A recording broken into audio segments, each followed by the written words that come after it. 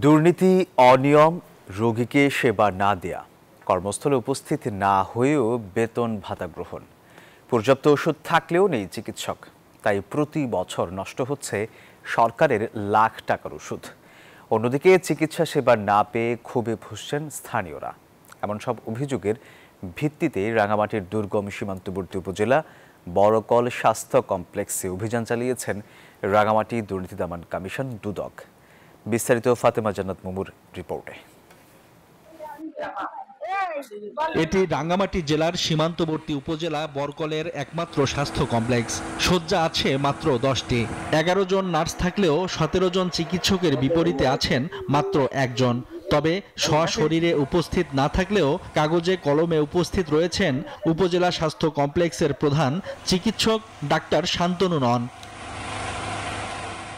অন্যদিকে এর চেয়ে ভয়াবহ অবস্থা বরকল উপজেলার আইমাছড়া ইউনিয়ন স্বাস্থ্য ও পরিবার পরিকল্পনা কেন্দ্রের।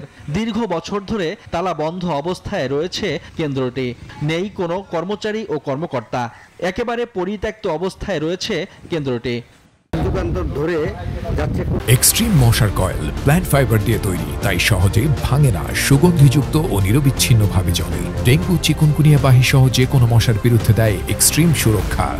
কোনো প্রকার কোনো সেবা আমরা পাচ্ছি না। 22 সাল থেকে সাধারণ একজন কর্মী পেয়েছি। উনি বুধবারে আসেন আর বৃহস্পতিবার আসেন, সপ্তাহে 2 দিন করার পরে ওনারা আর আসেন না।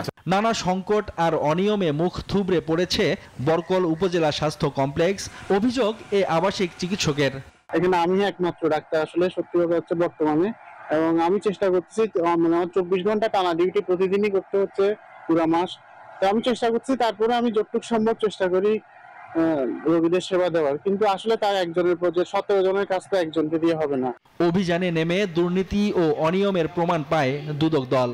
জব্দ করা হয় গুরুত্বপূর্ণ ফাইল ও কাগজপত্র। তদন্ত ও প্রমাণের ভিত্তিতে আইনি পদক্ষেপ নেয়ার কথাও জানান রাঙ্গামাটি দুর্নীতি দমন কমিশনের এই কর্মকর্তা। নিয়মগুলি আমরা খতিয়ে দেখতেছি, পরবর্তীতে যে রেকর্ডপত্র পর্যালোচনা করে আমরা কর্তৃপক্ষকে, আমাদের দুদক কর্তৃপক্ষকে আমরা এটা জানিয়ে দেব। অভিযানে দুদকের সহকারী পরিচালক আহমেদ ফরহাদ হোসেনের নেতৃত্বে দুদকের 5 সদস্য অংশগ্রহণ করেন।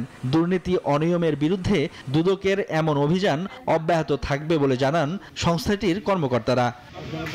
এরা বুনিয়াদে আছে। Desk report, news 24।